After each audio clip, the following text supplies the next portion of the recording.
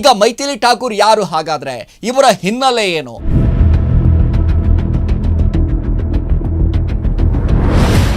ರಾಜಕೀಯಕ್ಕೆ ಬರೋಕ್ಕಿಂತ ಮುಂಚೆ ಏನ್ ಮಾಡ್ತಾ ಇದ್ರು, ಈ ಹೆಸರು ಬರೋದಕ್ಕೆ ಕಾರಣ ಏನು?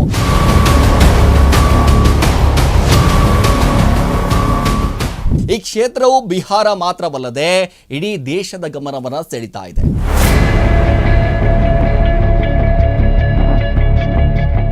ಮೈಥಿಲಿ ಠಾಕೂರ್ ಎಲ್ಲರ ಆಕರ್ಷಣೆ ಕೇಂದ್ರ ಬಿಂದು ಆಗಿ ಬಿಟ್ಟಿದ್ದಾರೆ. ಇದೀಗ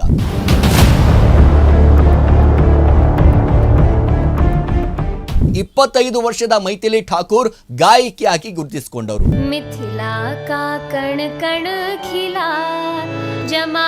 ನೋಡಿ, ಜನಪ್ರಿಯ ಗಾಯಕಿ ಮೈಥಿಲಿ ಠಾಕೂರ್ ಬಿಹಾರ ವಿಧಾನಸಭಾ ಚುನಾವಣೆಯೊಂದಿಗೆ ಬಿಜೆಪಿ ಅಭ್ಯರ್ಥಿಯಾಗಿ ಒಂದ್ ಕಡೆ ರಾಜಕೀಯಕ್ಕೆ ಕಾಲಿಟ್ಟಿದ್ದಾರೆ.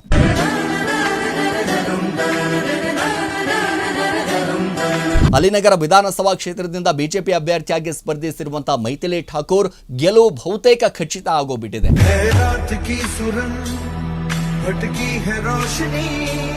ಹಾಯ್ ಹಲೋ ನಮಸ್ಕಾರ, ರಿವಲ್ ಟಿವಿಯ ವಿಶೇಷ ಕಾರ್ಯಕ್ರಮಕ್ಕೆ ಸ್ವಾಗತ. ನಾನು ಸಿರಾಜ್ ಪಾಲಿಕಾರ್. ಬಿಹಾರ ವಿಧಾನಸಭೆ ಚುನಾವಣೆ ಇವತ್ತು ಸಾಕಷ್ಟು ರಂಗೇರಿರುವಂಥದ್ದು. ಪ್ರಮುಖವಾಗಿ ಎನ್ಡಿಎ ಬಹುಮತ ಪಡೆಯುವ ಮೂಲಕ ಮಹಾಗಠಬಂಧನ್ ಒಂದ್ ಕಡೆ ವಾಶೌಟ್ ಆಗಿದೆ ಅಂತ ಹೇಳ್ಬೋದು. ಸಾಕಷ್ಟು ರೀತಿಯಾದಂಥ ಬೆಳವಣಿಗೆ ಆಗಿದ್ದರೆ ನಿಜವಾಗ್ಲೂ ಕೂಡ ಈ ಎಲ್ಲಾ ಬಿಹಾರ್ ಚುನಾವಣೆಯಲ್ಲಿ ಪ್ರಮುಖವಾಗಿ ಒಂದು ಹೆಸರು ಬಹಳಷ್ಟು ಸದ್ದನ್ನ ಮಾಡ್ತಾ ಇದೆ, ಅದು ಮೈಥಿಲಿ ಠಾಕೂರ್.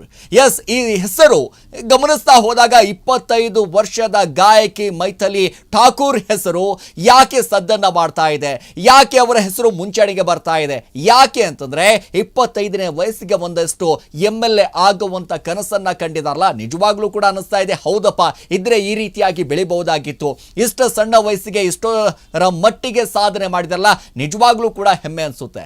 ನೋಡಿ, ಇದೀಗ ಪ್ರಮುಖವಾಗಿ ಅಲಿನಗರ ಚುನಾವಣೆ ಇತಿಹಾಸ ತುಂಬಾ ಸಾಕಷ್ಟು ವಿಶೇಷವಾಗಿದೆ. ಈ ಬಾರಿ ಬಿಹಾರ್ ಚುನಾವಣೆಯಲ್ಲಿ ಸ್ಪರ್ಧಿಸಿರುವಂತಹ ಅಭ್ಯರ್ಥಿ ಅತಿ ಹೆಚ್ಚಾಗಿ ಕೇಳಿಬರ್ತಾ ಇರುವಂತಹ ಹೆಸರು ಮೈಥಿಲಿ ಠಾಕೂರ್.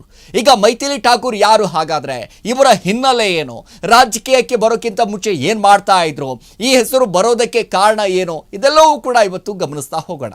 ನೋಡಿ, ಅವರು ಸ್ಪರ್ಧಿಸಿರುವಂತಹ ಅಲಿನಗರ ಕ್ಷೇತ್ರದ ರಾಜಕೀಯ ಇತಿಹಾಸವನ್ನ ನೋಡ್ತಾ ಹೋದಾಗ ಮೊದಲನೇದಾಗಿ ಸಾಕಷ್ಟು ಸದ್ದನ್ನ ಮಾಡ್ತಾ ಇರುವಂಥದ್ದು.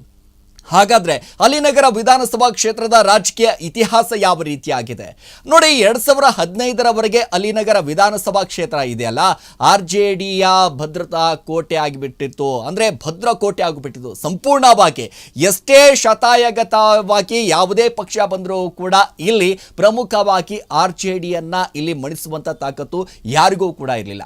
ಅಷ್ಟರ ಮಟ್ಟಿಗೆ ಭದ್ರಕೋಟೆಯನ್ನ ಮಾಡಿಕೊಂಡಿದ್ರು. ನೋಡಿ, ಅಬ್ದುಲ್ ಬಾರಿ ಸಿದ್ದಿಕ್ ಅನ್ನೋರು ಈ ಕ್ಷೇತ್ರ ದೀರ್ಘಕಾಲ ಶಾಸಕರಾಗಿ ಸೇವೆಯನ್ನ ಸಲ್ಲಿಸ್ತಾರೆ. ಅವರು ನಿವೃತ್ತ ಆಗುವಂತಹ ಸಂದರ್ಭದಲ್ಲಿ ಸತತ 7 ಬಾರಿ ಗೆದ್ದು ಬೇಕಿದ್ದಾರೆ. ಅಂತಂದ್ರೆ ನಿವೃತ್ತಿ ಆಗೋಕ್ಕಿಂತ ಮುಂಚೆ ಅಂದ್ರೆ 2020ರ ವಿಧಾನಸಭೆ ಚುನಾವಣೆಯಲ್ಲಿ ಅಲಿನಗರ ಕ್ಷೇತ್ರವನ್ನ ಬದಲಾವಣೆಗೆ ಒಂದಿಷ್ಟು ಸಾಕ್ಷಿ ಆಗುತ್ತೆ. ಅಂತಂದ್ರೆ ವಿಕಾಸಿಲ್ ಇನ್ಸಾನ್ ಫಕಾರ್ ಅಂದ್ರೆ ಒಂದ್ ಕಡೆ ಪಕ್ಷದ ಮಾಜಿ RJD ನಾಯಕ ಮಿಶ್ರಿಲಾಲ್ ಅನ್ನುವರು ಯಾದವರು NDA ಒಂದ್ ಕಡೆ ಸೇರ್ತಾರೆ. ಅವರು ಸುಮಾರು 3,000 ಮತಗಳ ಅಂತರದಿಂದ ಒಂದ್ ಕಡೆ ಗೆಲ್ತಾರೆ. 2020ರಲ್ಲಿ 2ನೇ ಸ್ಥಾನ ಪಡೆದಂತ RJDಯ ವಿನೋದ್ ಮಿಶ್ರಾ ಅವರು ತಮ್ಮ ಜನ್ ಸ್ವರಾಜ್ ಪಕ್ಷದ ಪಿಬ್ಲಿಕ್ ಚೌಧರಿ ಅವರೊಂದಿಗೆ ಮೈಥಿಲಿ ಠಾಕೂರ್ ನೇರವಾಗಿ ಒಂದ್ ಕಡೆ ಸ್ಪರ್ಧೆಯನ್ನ ಎದುರಿಸಬೇಕಾಗಿರುವಂಥದ್ದು. ಇದೀಗ ನೋಡಿ, ಈಗ ಬಿಜೆಪಿ ಮೊದಲ ಬಾರಿಗೆ ರಾಜಕೀಯ ಪ್ರವೇಶ ಮಾಡ್ತಾ ಇರುವಂತ ಜನಪ್ರಿಯ ಜಾನಪದ ಗಾಯಕಿ ಮೈಥಿಲಿ ಠಾಕೂರ್ ಅವರನ್ನ ಮತ್ತು RJDಯ ಹಿರಿಯ ನಾಯಕ ವಿನೋದ್ ಮಿಶ್ರಾ ಅವರು ಕಣಕ್ಕಿಳಿಸಿರುವುದರಿಂದಾಗಿ ಸ್ಪರ್ಧೆ ಒಂದ್ ಕಡೆ ತೀವ್ರವಾಗಿ ಏರ್ಪಟ್ಟಿದೆ. ಗಮನಿಸ್ತಾ ಹೋದ್ರೆ ನವೆಂಬರ್ 6ನೇ ತಾರೀಕು ಮೊದಲನೇ ಹಂತದ ಬಿಹಾರ ವಿಧಾನಸಭೆ ಚುನಾವಣೆ ನಡೆದಿದೆ. ಮತದಾನದಲ್ಲಿ ಅಲಿನಗರ ಕ್ಷೇತ್ರದ ಮತದಾನ ಮುಕ್ತಾಯವೂ ಕೂಡ ಗೊಂಡಿರುವಂಥದ್ದು. ಈ ಕ್ಷೇತ್ರವು ಬಿಹಾರ ಮಾತ್ರವಲ್ಲದೆ ಇಡೀ ದೇಶದ ಗಮನವನ್ನು ಸೆಳೀತಾ ಇದೆ. ಅದರಲ್ಲೂ ಮುಖ್ಯವಾಗಿ ಮೈಥಿಲಿ ಠಾಕೂರ್ ಎಲ್ಲರ ಆಕರ್ಷಣೆ ಕೇಂದ್ರ ಬಿಂದು ಆಗಿ ಬಿಟ್ಟಿದ್ದಾರೆ ಇದೀಗ. ಹಾಗಾದ್ರೆ ಈ ಮೈಥಿಲಿ ಠಾಕೂರ್ ಯಾರು, ಹಾಗಾದ್ರೆ ಇವರ ಹಿನ್ನೆಲೆ ಏನು? ನೋಡಿ, 25 ವರ್ಷದ ಮೈಥಿಲಿ ಠಾಕೂರ್ ಗಾಯಕಿಯಾಗಿ ಗುರುತಿಸಿಕೊಂಡವರು. ಈಕೆ ಮಿಥಾಲಿಯಲ್ಲಿ ಅಪಾರ ಜನಪ್ರಿಯನ ಹೊಂದಿದ್ದಾರೆ.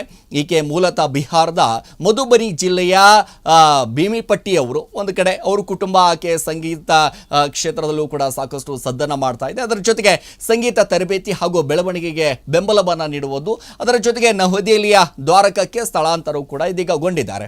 ನೋಡಿ, ತಂದೆ ರಮೇಶ್ ಠಾಕೂರ್ ಕೂಡ ಒಂದು ಕಡೆ ಸಂಗೀತ ಶಿಕ್ಷಕರಾಗಿ ಕೆಲಸವನ್ನು ಮಾಡ್ತಾರೆ ಮತ್ತು ಅವರು ಚಿಕ್ಕಂದಿನಿಂದಲೂ ಕೂಡ ಅಂತಂದ್ರೆ ಸಣ್ಣ ವಯಸ್ಸಿನಿಂದಲೂ ಕೂಡ ಅವರು ತಂದೆ ರಮೇಶ್ ಠಾಕೂರ್ ಮತ್ತು ಅವರ ಅಜ್ಜ ಇಬ್ಬರಿಂದಲೂ ಕೂಡ ಸಂಗೀತವನ್ನ ಕಲಿತಾ ಇದ್ದಾರೆ.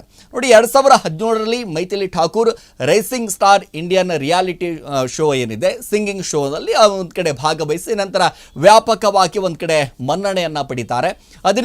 ಅದಾದ ನಂತರ ಅವರು ಬಲವಾದಂತಹ ಸಾಮಾಜಿಕ ಮಾಧ್ಯಮ ಉಪಸ್ಥಿತಿಯನ್ನ ನಿರ್ಮಾಣ ಕೂಡ ಮಾಡ್ತಾರೆ. ವಿಶೇಷವಾಗಿ ಯೂಟ್ಯೂಬ್ ಚಾನಲ್ ಅಲ್ಲಿ ಅವರದೇ ಆದಂತಹ ಶಾಸ್ತ್ರೀಯ ಮತ್ತು ಮತ್ತೊಂದು ಕಡೆ ಜಾನಪದ ಪ್ರದರ್ಶನಗಳು ಹಾಗೆ ಪೋಸ್ಟ್ ಅನ್ನ ಮಾಡ್ತಿರ್ತಾರೆ. ಯಾಕಂದ್ರೆ ಸಾಮಾಜಿಕ ಜಾಲತಾಣದಲ್ಲಿ ತನ್ನದೇ ಆದಂತಹ ಒಂದಿಷ್ಟು ಫ್ಯಾನ್ಸ್ ಫಾಲೋವರ್ಗಳನ್ನ ಇಟ್ಟಿರ್ತಾರೆ. ಯಾಕಂದರೆ ಶಾಸ್ತ್ರೀಯ ಸಂಗೀತದಿಂದ ಆಗಿರ್ಬೋದು, ಜಾನಪದ ಗೀತೆಗಳ ಮೂಲಕ ಆಗಿರ್ಬೋದು, ಅವರದೇ ಆದಂಥ ಒಂದಿಷ್ಟು ಸಂಪ್ರದಾಯಗಳಲ್ಲಿ ತರಬೇತಿಯನ್ನು ಪಡೆದಿರುವಂಥ ಅವರು ಗಾಯನ ಸಂಗ್ರಹದಲ್ಲಿ ಮೈಥಿಲಿ ಒಂದು ಕಡೆ ಭೋಜ್ಪುರಿ, ಭಕ್ತಿ ಹಾಗೆ ಭಜನೆ ಗೀತೆಗಳು ಹಾಗೆ ಚಲನಚಿತ್ರ ಶೈಲಿಯ ಹಾಡುಗಳನ್ನು ಸೇರಿದಂತೆ ಸಾಕಷ್ಟು ರೀತಿಯಾಗಿ ತನ್ನದೇ ಆದಂಥ ಒಂದಿಷ್ಟು ಇತಿಹಾಸವನ್ನು ಹೊಂದಿದ್ದಾರೆ. ಅಂತಂದರೆ ಅಷ್ಟರ ಮಟ್ಟಿಗೆ ಅಭಿಮಾನಿಗಳನ್ನು ಕೂಡ ಗಳಿಸಿದ್ದಾರೆ. ಯಾಕಂದರೆ ಈ ಚಿಕ್ಕ ವಯಸ್ಸಿನಲ್ಲಿ ಬಹಳ ಅದ್ಭುತವಾಗಿ ಶಾಸ್ತ್ರೀಯ ಸಂಗೀತ ಆಗಿರ್ಬೋದು, ಭಕ್ತಿ ಗೀತೆಗಳಾಗಿರ್ಬೋದು, ಭಜನೆ ಆಗಿರ್ಬೋದು, ಭೋಜ್ಪುರಿ ಆಗಿರ್ಬೋದು, ಬಹಳ ಅದ್ಭುತವಾಗಿ ಹಾಡುವ ಮೂಲಕ ತನ್ನದೇ ಆದಂಥ ಒಂದಿಷ್ಟು ಗುರುತನ್ನು ಇಲ್ಲಿ ಗಳಿಸಿಕೊಂಡಿದ್ದಾರೆ ಅಂತಲೇ ಹೇಳ್ಬೋದು. ಹಾಗಾದರೆ ಈಗ ರಾಜಕೀಯಕ್ಕೆ ಒಂದು ಕಡೆ ಪ್ರವೇಶವನ್ನು ಮಾಡ್ತಾರೆ. ಪ್ರಮುಖವಾಗಿ ಗಮನಿಸಬೇಕಾಗಿರುವಂಥದ್ದು, ರಾಜಕೀಯಕ್ಕೆ ಪ್ರವೇಶ ಮಾಡಿದಂಥ ಸಂದರ್ಭದಲ್ಲಿ ಸಾಕಷ್ಟು ಅವರ ಜೀವನವೇ ಇದೀಗ ಬದಲಾವಣೆ ಆಗಿರುವಂಥದ್ದು. ನೋಡಿ, ಜನಪ್ರಿಯ ಗಾಯಕಿ ಮೈಥಿಲಿ ಠಾಕೂರ್ ಬಿಹಾರ ವಿಧಾನಸಭಾ ಚುನಾವಣೆಯೊಂದಿಗೆ ಬಿಜೆಪಿ ಅಭ್ಯರ್ಥಿಯಾಗಿ ಒಂದು ಕಡೆ ರಾಜಕೀಯಕ್ಕೆ ಕಾಲಿಟ್ಟಿದ್ದಾರೆ. ಸೊ ಮೈಥಿಲಿ ಠಾಕೂರ್ ಯುವ ಪೀಳಿಗೆಗಳಿಗೆ ಒಂದಿಷ್ಟು ಹೆಜ್ಜೆಯ ಜನಪ್ರಿಯತೆ ಹೊಂದಿರುವುದರಿಂದಾಗಿ ಬಿಜೆಪಿ ಆಕೆಯನ್ನು ಚುನಾವಣೆಯಲ್ಲಿ ಸ್ಪರ್ಧಿಸುವಂತೆ ಒಂದು ಕಡೆ ಮಾಡಿರುವಂಥದ್ದು. ಅದರ ಜೊತೆಗೆ ಬಿಹಾರದ ಅಸೆಂಬ್ಲಿ ಚುನಾವಣೆಯಲ್ಲಿ ಇದು ಬಿಜೆಪಿಯ ಪ್ರಮುಖ ತಂತ್ರವೆಂದು ಒಂದು ಕಡೆ ಪರಿಗಣಿಸಲಾಗುತ್ತಾ ಇದೆ. ಯಾಕಂದರೆ ಯಾಕೆ ಇಲ್ಲಿ ಬಿಜೆಪಿ ನಾಯಕರು ಇವರನ್ನು ಮಣೆ ಹಾಕಿದ್ರು, ಏನು ಕತೆ ಅಂತಂದಾಗ ಸಾಕಷ್ಟು ತನ್ನದೇ ಆದಂಥ ಸ್ಟ್ರಾಟರ್ಜಿ ಜೊತೆಗೆ ಸಾಕಷ್ಟು ಮನ್ನಣೆಯನ್ನು ಪಡೆದಿದ್ದಾರೆ, ಸಾಕಷ್ಟು ಫೇಮಸ್ ಇದ್ದಾರೆ, ಸಾಮಾಜಿಕ ಜಾಲತಾಣದಲ್ಲಿ ಸಾಕಷ್ಟು ಇತಿಹಾಸವನ್ನು ಮಾಡಿದ್ದಾರೆ ಅನ್ನುವಂಥ ಕಾರಣದಿಂದಾಗಿ ಈ ರೀತಿಯಾಗಿ ಅವರನ್ನು ಕಣಕ್ಕಿಳಿಸಿದ್ದಾರೆ ಅಂತ ಒಂದಿಷ್ಟು ಅವರದೇ ಆದಂಥ ತಂತ್ರ ಅದು. ಬಿಜೆಪಿ ನಾಯಕರು ಯಾರನ್ನ ಕಣಕ್ಕಿಳಿಸಬೇಕು, ಯಾರನ್ನ ಬಿಡಬೇಕು ಅನ್ನುವಂಥದ್ದು ಅವರಿಗೆ ಬಿಟ್ಟಿರುವಂಥ ವಿಚಾರ.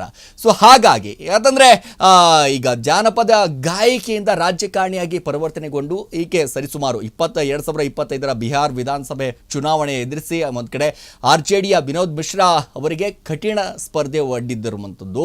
ಈವರೆಗೆ ಮತ ಎಣಿಕೆ ಪ್ರಮುಖವಾಗಿ ಗಮನಿಸ್ತಾ ಹೋದರೆ 4,000ಕ್ಕೂ ಹೆಚ್ಚಿನ ಅಂತರದಲ್ಲಿ ಒಂದು ಕಡೆ ಮುನ್ನಡೆಯನ್ನು ಪಡೆಯುವಂಥ ಕೆಲಸ ಆಗ್ತಾ ಇದೆ. ಒಂದು ಕಡೆ ಗೆದ್ದು ಬೀಗ್ತಾರೆ ಅನ್ನುವಂಥ ವಿಶ್ವಾಸವೂ ಕೂಡ ನಮಗಿದೆ. ಸೊ ಅಷ್ಟರ ಮಟ್ಟಿಗೆ ಅವರು ಅಂತರವನ್ನು ಕಾಯ್ದುಕೊಳ್ತಾ ಇದ್ದಾರೆ. ಯಾಕೆ ಅಂತಂದರೆ ಗೆದ್ದು ಬೀಗಿದ್ದಾರೆ ಅನ್ನುವಂಥ ಮಾತುಗಳು ಕೂಡ ಇದೀಗ ಕೇಳಿ ಬರ್ತಾ ಇದೆ.